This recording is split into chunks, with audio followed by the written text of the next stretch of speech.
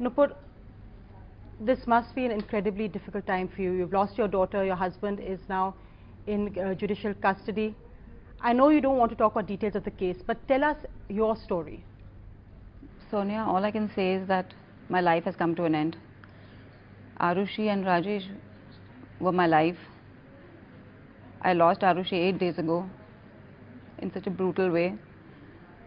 And I know with all conviction, 100%, Rajesh doted on his daughter. It couldn't be the way that they're suggesting this. It's totally untrue. We were such a happy family, Sonia. I mean, I used to always think I must have done something really nice in my last life to have such a wonderful family. Something that was amazing, that was the way the people out there had reacted to our conviction.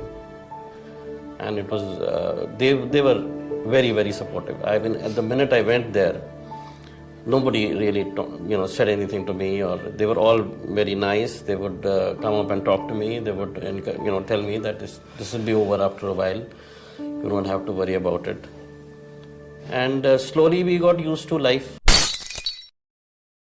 The events of the night of May 15, 2008, in Noida, India, which in the beginning seemed like a solved murder case with facts being 4 members living in an house, the parents, daughter and the household help. With the daughter being found dead and the servant nowhere to be found, the law enforcement directly arrived to the conclusion that the servant was the killer, though what unfolded on the next day totally shook the balance of the scenario when the body of servant was found on the roof of the house, setting a chain of events so complex that even after 158 months of the crime being committed, the infamous Noida double murder case still stands unsolved. The only things thus accurately known are that Aarushi Talwar, 13, was found murdered in her bed on the 16th, and a day later, the body of Hemraj Banjade, 45, was found partially decomposed on the home's terrace. The years since then have resulted in 2 distinct CBI investigations, multiple dubious interrogations using truth serum, the controversial conviction of the parents of the slain girl, and finally, the high-stakes acquittal of these same parents in the Allahabad High Court. Where to start in this intricate case? Let's begin with the family. Rajesh and Nupur Talwar lived in an apartment in Sector 25, Jalvayu Vihar, of Noida, along with their 13-year-old daughter, Aarushi. Both parents were dentists and practiced at their clinic in nearby Sector 27. Like most middle-class Indian families, they employed live-in domestic help to help with cooking, cleaning, and general housekeeping. Hemraj, originally from the Arghakhanchi district of Nepal, slept in an attached servants' quarters that featured both a separate entryway from outside the apartment and, also, opened directly into the larger apartment itself. As far as family life was concerned, the only thing of note was that there was nothing especially noteworthy about their family. They were middle-class professionals with a teenage daughter about whom they seemed to care deeply. A normal family, a normal life. This all changed on May 16, when Aarushi's body was found lying on her bed, throat slit and bearing all the signs of a massive wound to the head, covered in a flannel blanket, and Hemraj was nowhere to be found. The police were called, but as can be expected in an apartment building, by the time they arrived, the crime scene was full of concerned neighbors, passers-by, and rubberneckers. Only Aarushi's room was empty, but that didn't change the fact that the crime scene was completely trampled upon. Hemraj was immediately blamed for the horrific crime, especially as the police suspected that the throat wound was caused by a kukri, or Nepalese knife. So convinced that Hemraj was the perpetrator, in fact, that Rajesh offered the police 25,000 rupees to go to the servants' village in Nepal and see if he had fled the country. An initial reading of the evidence, at least to the police, suggested that Hemraj had entered Aarushi's room while drunk, tried to sexually assault her, and then killed her when she fought back. This reading was almost immediately torpedoed when, the next day, Hemraj's badly decomposed body was found stashed on the home's terrace. Even with the state of the corpse, however, one thing was obvious: he had been brutally murdered in much the same way as Aarushi. Both Aarushi and Hemraj were estimated to have been killed at roughly the same time, between midnight and 1 a.m. in the early morning of the 16th. However, even though it had only been a day since the murder, things were already going sideways with the police's handling of the case. Either due to miscommunication or under the assumption that this would be an open and shut case, the police officers at the scene had given the go-ahead to the domestic staff to clean up the house, and thus eliminate any remaining, non-trampled evidence. Additionally, Aarushi's body had already been cremated at 4 p.m. on the 15th, stunningly quickly, to some observers, and before Hemraj's body had even been discovered. Later, a report by the CBI estimated that almost 90% of the evidence at the crime scene was destroyed due to these early missteps. From this point on, the police seemed to take the all-too-common approach to criminal justice: who can we make this stick to? After considering the Talwar's previous servant, Vishnu Sharma, and various other domestic help that the Talwars employed, the police settled on the suspects that they would pursue aggressively: the Talwars themselves. It became all too easy to see the attack through the lens of an honor killing. Aarushi had been cremated with astonishing speed after her post-mortem investigation, but the examiner at the time had discovered no signs of sexual activity.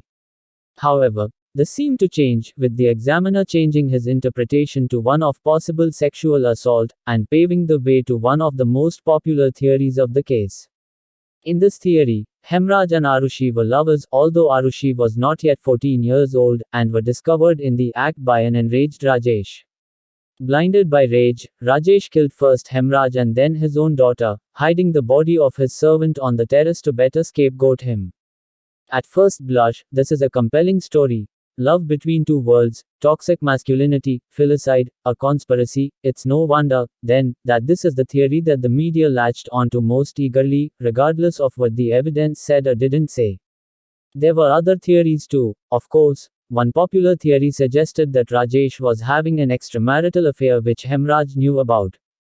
It goes on to theorize that Hemraj was blackmailing Rajesh over this information, which led to his supposed murder by his erstwhile target. Aarushi, as the only witness to this shocking violence, had to be killed to ensure her silence. Of course, the theory is also suggested with one slight change. Aarushi, the precocious 13-year-old, was the one blackmailing her father over his affair, and after witnessing her murder at the hands of her father, Hemraj was the one who had to be silenced. Also popular is the ever-present stranger violence scenario. This theory hypothesizes that Hemraj died while protecting Aarushi from assault by outsiders, and Aarushi was either killed in the attack or silenced afterwards through violence. Each one of these theories had the two things that every sensational, titillating news story needs: blood and sex. The media immediately latched onto the most scandalous of these theories: the parents did it.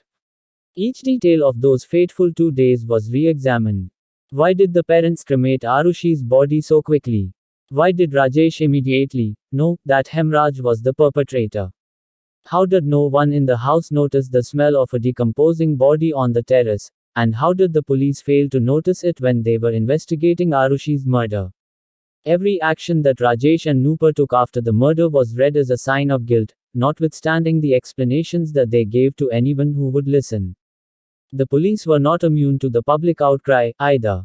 A young girl murdered, and they had no one in custody, an intolerable situation. They proceeded to aggressively pursue further investigation of the parents. The investigators gave Rajesh a narco-analysis test, which is essentially an extended interrogation performed after the subject is drugged with a variety of truth serums. The results of this type of test are about as reliable as a polygraph test, which they also had him take. In short, extremely unreliable. Regardless, they had a motive and they had two bodies. It was simply a matter of making the evidence, or lack thereof, fit the story.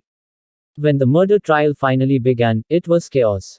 During the trial, Dr. Andriy Semikhodsky, a renowned DNA expert, was a witness for the defense, and he had nothing good to say about the preliminary investigation by the police.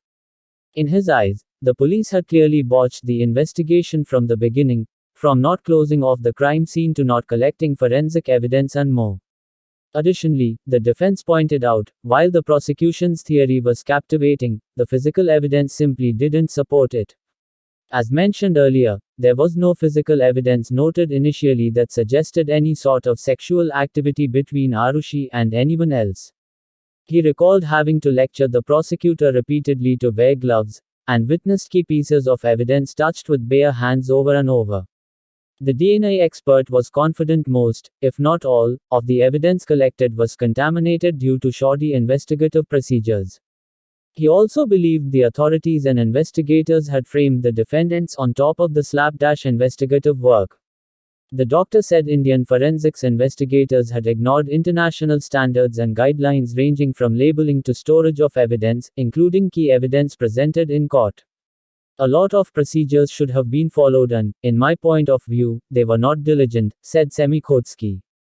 Perhaps most damningly, he noted that the defense was not provided multiple things that they specifically requested, despite assurances from the Indian Supreme Court that they had been.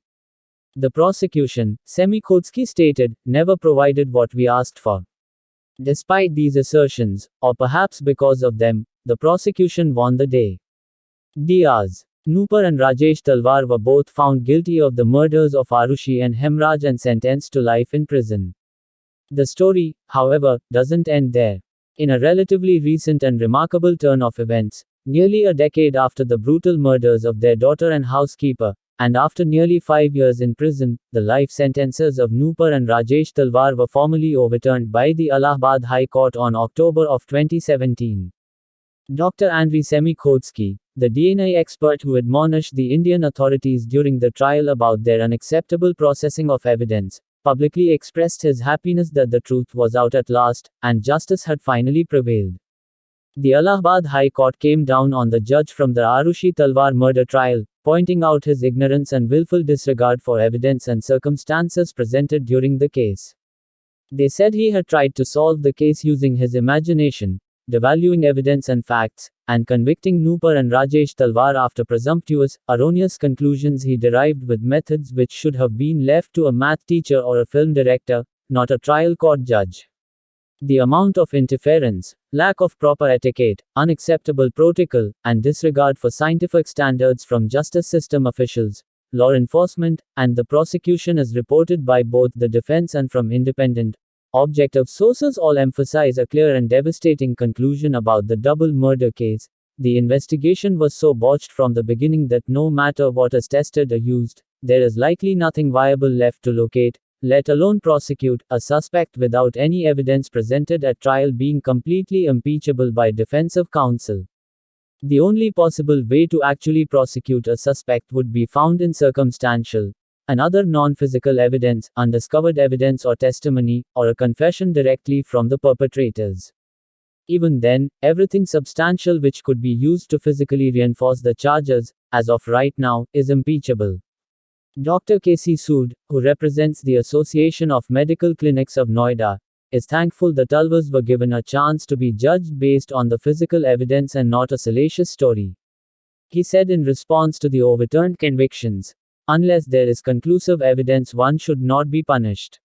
However, now it will remain a mystery. It has cast aspersions on CBI investigations. After years of trials and errors, one thing remains certain: there are no new suspects or leads in the murders of Aarushi Talwar or Hemraj. We are no closer today to solving the murders than we were a decade ago, and one could argue we have an even harder time. This case was bungled so spectacularly from start to finish that nothing about it, from collected evidence to interrogation methods, is above question. Ultimately, it's all too simple to get engrossed in the speculation surrounding the killer's motivation and avoid the essential truth of the case. 2 people are dead, and their killers remain free. Aarushi will never grow up to have a career or family of her own, and Hemraj will never again go back to his home in Nepal. While it's certainly not impossible that there will be other breakthroughs in this case with the advent of more advanced forensic tools, it's highly improbable. I hope that one day the Talwars and Hemraj's family get the closure that they need, and that Aarushi and Hemraj get the justice that they deserve. That'll be all for this video. Stay tuned to the channel for watching other landmark cases. Kindly like the video if you found it to be informative, and please subscribe to the channel. Also do comment and let us know as to what other topics you would like us to cover.